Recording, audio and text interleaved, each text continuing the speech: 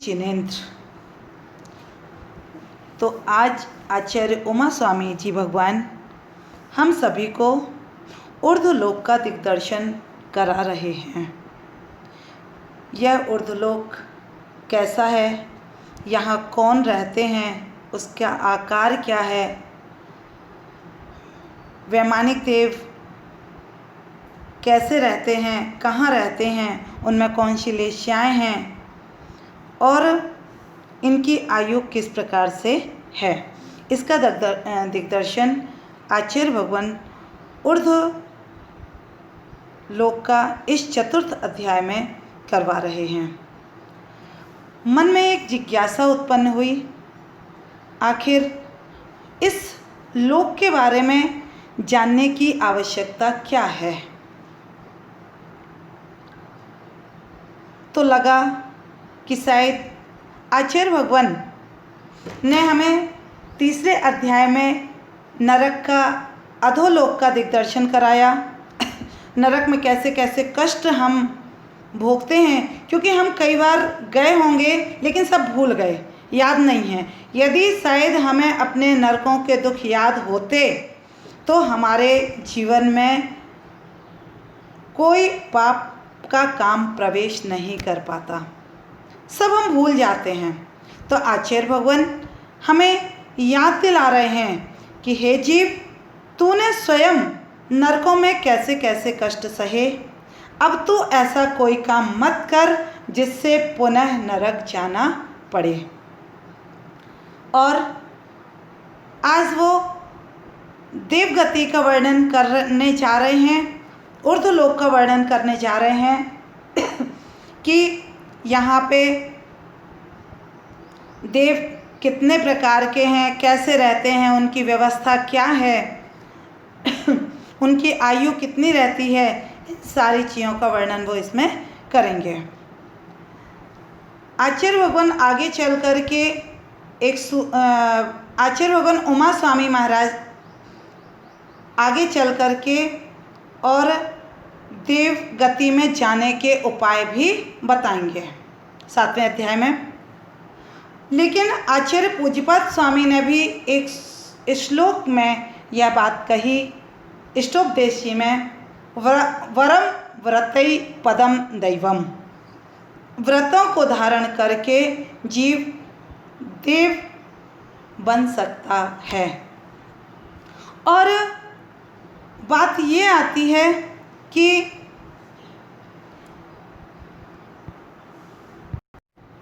अभी पंचम काल चल रहा है, डायरेक्ट हम मोक्ष जा नहीं सकते,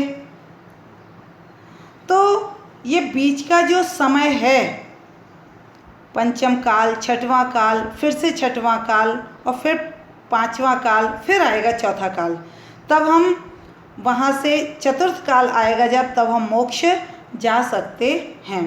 तो ये बीच का जो समय है वह हम कहाँ निकालें।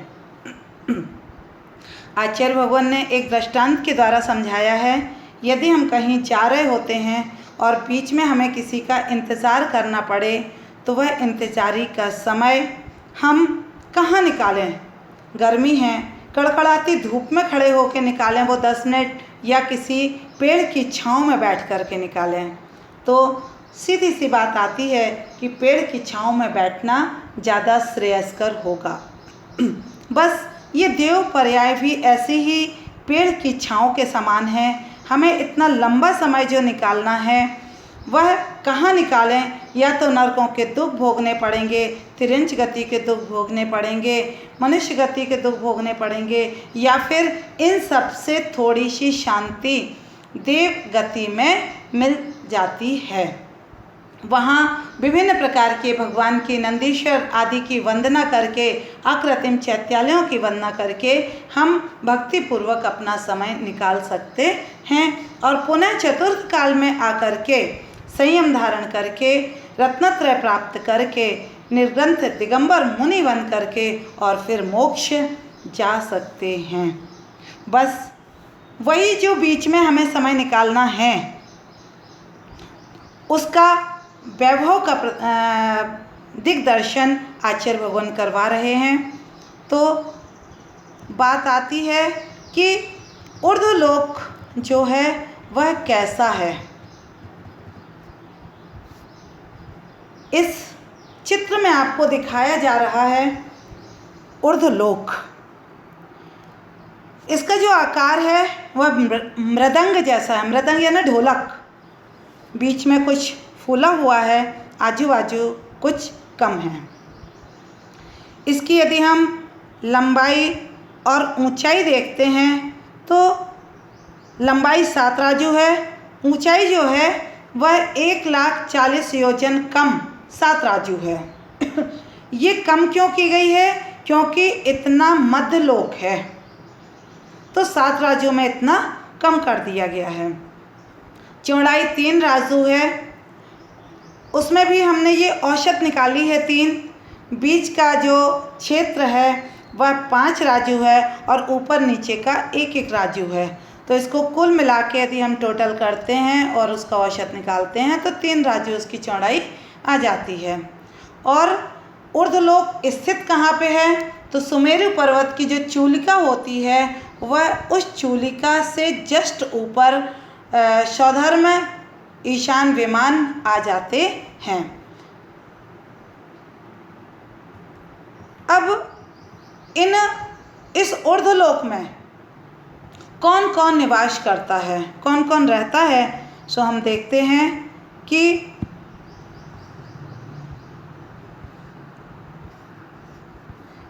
इस ऊर्ध्वलोक में वैमानिक देव रहते हैं, एकेंद्री तिर्यंच भी रहते हैं और सिद्ध भगवान भी रहते हैं। 3 लोग हैं वहाँ ऊर्ध्वलोक में, वैमानिक देव, एकेंद्री तिर्यंच यानी निगोदिया जीव आदि और सिद्ध भगवान। इसके बाद हम देखते हैं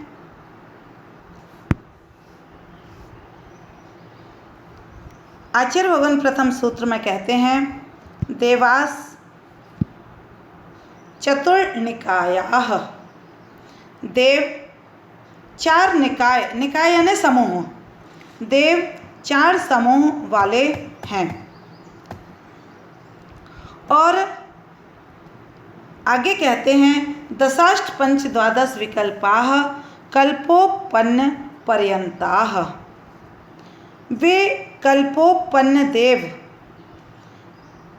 तक के 4 निकाय के देव क्रम से 10, 8, 5 और 12 भेद वाले हैं। तो इस प्रकार देव के 4 भेद हो गए, भवनवासी, व्यंतर, ज्योतिषी और वैमानिक। जो भवनों में निवास करते हैं वे भवनवासी देव कहलाते हैं। जो नाना प्रकार के देशों में निवास करते हैं वे व्यंतर देव कहलाते हैं। और जो ज्योतिर्मय विमानों में निवास करते हैं वे ज्योतिषी देव कहलाते हैं। और जो विमानों में निवास करते हैं वे वैमानिक देव कहलाते हैं। अब जो भवनवासी देव हैं उनका निवास पहले हम देख लेते हैं। तो ये जो हैं ये अधोलोक में और मध्यलोक में रहते हैं। अधोलोक में रहते हैं असुर कुमार देव और शेष 9 प्रकार के। रत्न प्रभा की पृथ्वी के पंख भाग में रहते हैं असुर कुमार और रत्न प्रभा पृथ्वी के खर भाग में रहते हैं शेष 9 प्रकार के। और मध्यलोक में असुर कुमार देव रहते हैं भवनों में और भवनपुर और आवासों में शेष 9 प्रकार के देव रहते हैं।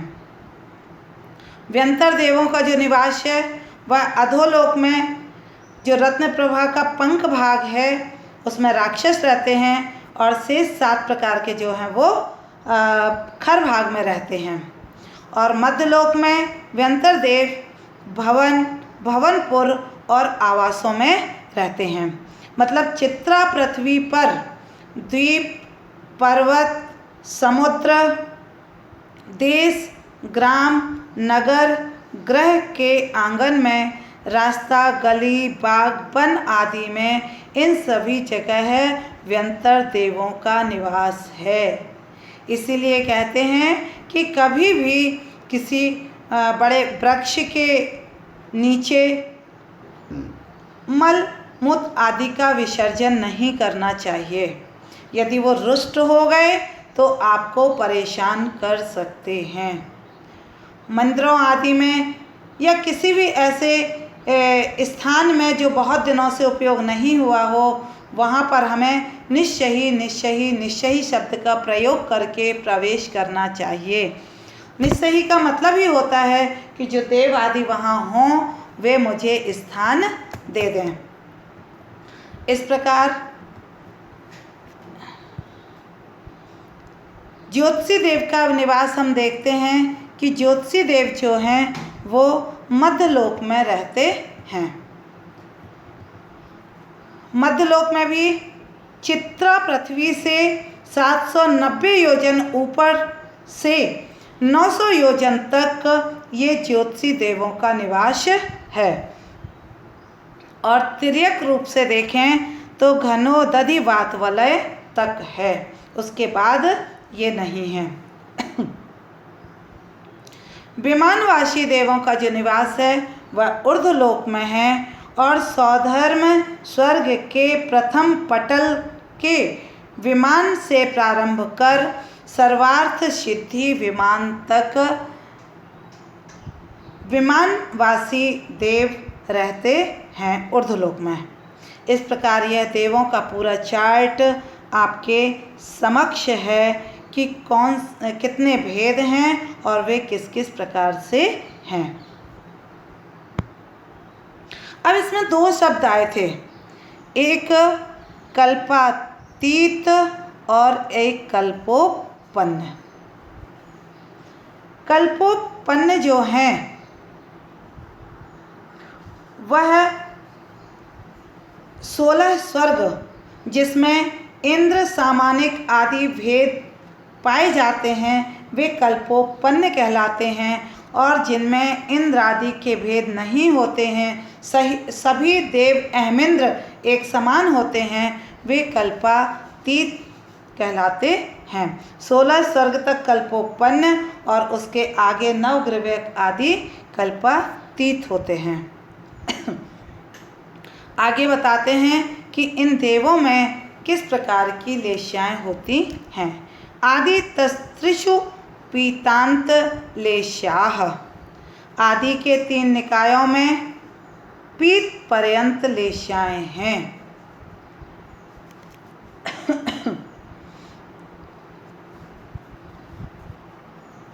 कृष्ण, नील, कापोत, पीत, यहाँ तक कि ये लेश्याएँ आदि के 3 निकायों में पाई जाती हैं। चार्ट के द्वारा हम देखेंगे कि भवनवासी व्यंतर ज्योतिषी देवों की लेश्याएँ जो हैं वह लेश्या 2 प्रकार की है, द्रव्य लेश्या और भाव लेश्या। द्रव्य लेश्या 6 प्रकार की हो सकती है इनमें, लेकिन भाव लेश्या जो है अपर्याप्त अवस्था में कृष्ण, नील, कापोत होगी और पर्याप्त अवस्था में जघन्य पीत। इंद्र सामानिक त्रायस्त्रिंश, इंद्र सामानिक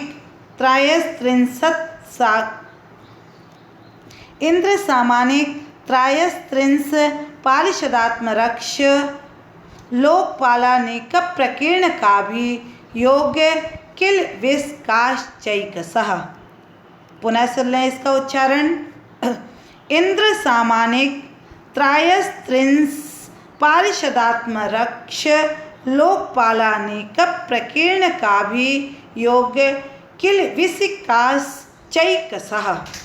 मतलब उक्त जो 10 आदि भेद में से प्रत्येक इंद्र, सामानिक, त्रायस्त्रिंश, पारिषद, आत्मरक्ष, लोकपाल, अनेक, प्रकीर्णक, अभियोग और किल्विषक रूप होते हैं।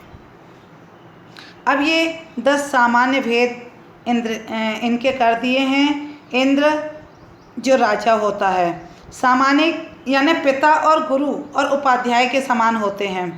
त्रयस्त्रिंश ये 33 होते हैं, मंत्री और पुरोहित के समान होते हैं।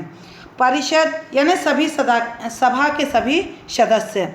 आत्मरक्ष यानी अंगरक्षक। लोकपाल यानी कोतवाल के समान। अनेक यानी 7 प्रकार की सेना। और प्रकीर्णक यानी जो बिखरे हुए नगरवासी फैले रहते हैं। अभियोग देव जो होते हैं, इनको इंद्र की आज्ञा में हाथी घोड़ा आदि वाहन बनना पड़ता है और इसके ऊपर फिर इंद्र आदि बैठ कर के सवारी करते हैं। और किलविषक यानी चांडाल आदि। इस प्रकार ये इनके 10 भेद होते हैं। त्रयस्त्रिंश लोकपाल वर्ज्या व्यंतर ज्योतिष्काः। किंतु व्यंतर और ज्योतिष देव, त्रयस्त्रिंश और लोकपाल इन 2 भेदों से रहित हैं। मतलब व्यंतर में त्रयस्त्रिंश और लोकपाल नहीं पाए जाते हैं। इसके बाद इंद्रों की व्यवस्था देखते हैं। पूर्वयो द्विन्द्राः। प्रथम निकाय में 2 इंद्र हैं।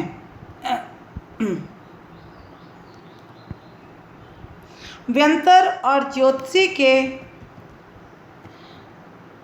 8 भेद कहे गए हैं। इंद्र, सामानिक, पारिषद, आत्मरक्ष, अनेक, प्रकीर्णक, अभियोग और किलविषक। इस प्रकार यह देवों के प्रकार, उनकी लेश्याएँ, उनके सामान्य भेद और इंद्रों की व्यवस्था के बारे में 6 सूत्र पूर्ण हुए। शेष आगे।